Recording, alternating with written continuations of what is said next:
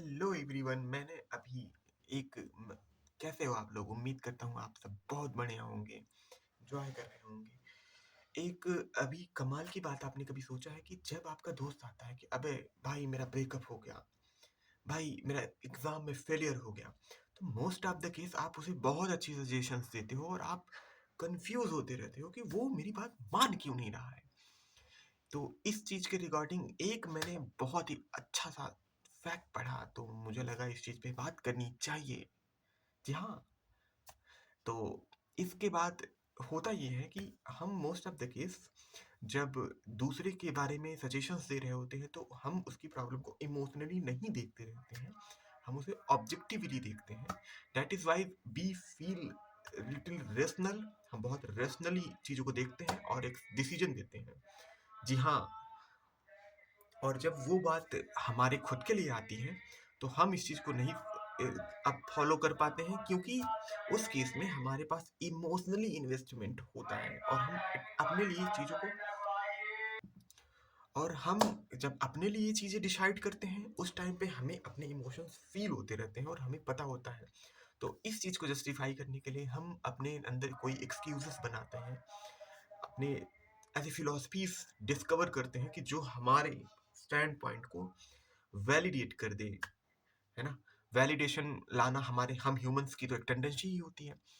तो इस फैक्ट को साइकोलॉजी में सोलेमान पैराडॉक्स कहते हैं और इस बात को समझना बड़ा ज़रूरी है कि ये चीज़ एक किसी की बात नहीं है, ये चीज़ हमेशा ही होती है, हर किसी के साथ होती है। उनका ये अपना खुद का नेचर है। तो इस बात को जब हम एक्सेप्ट करके अपनी प्लानिंग्स करेंगे तो हमें ये बात पता होगी।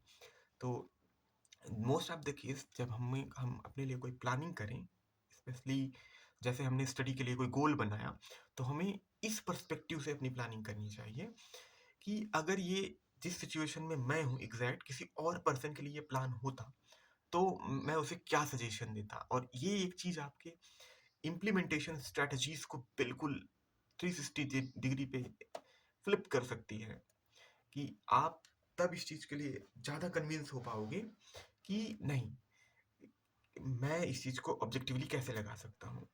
ऑब्जेक्टिवली का मतलब होता है कि आपके पास लिमिटेड चॉइसेस होती हैं, उनमें से आपको कोई एक चूज करना होता है। और सब्जेक्टिव का मतलब होता है कि you have unlimited choices, you can define your ways. तो इस चीज़ का मुझे लगता है ये बहुत ही अमेजिंग, मुझे तो बड़ी इंटरेस्टिंग लगी। आप ज़रूर बताना ये आपको कैसी लगी। और जहाँ तक मोटिवेशन का पैराडॉक्स है, तो हम most of the case external reason से मोटिवेट फील करते हैं। जब एक्सटर्नल रीजन से हमको मोटिवेशन मिलता है तो नो डाउट कि वो एक सोर्स होगा और सोर्स कुछ टाइम के बाद ख़त्म ही हो जाता है।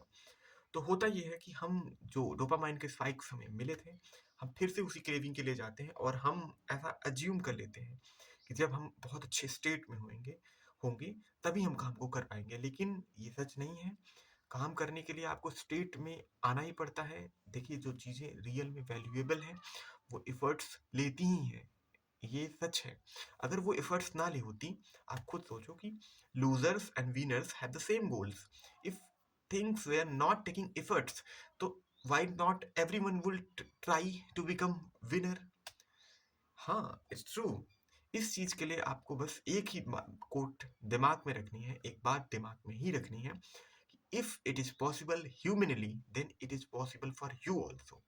And the man who think he can and the man who think he cannot, most of the case they both are right. So believe in yourself, keep doing hard work. There is no substitute for hard work. Of course, hard work is also a subjective thing. It differ from person to person.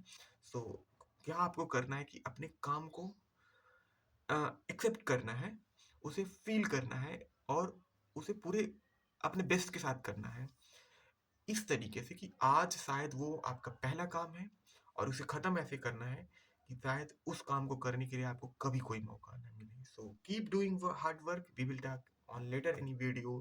Thank you for watching, keep doing hard work.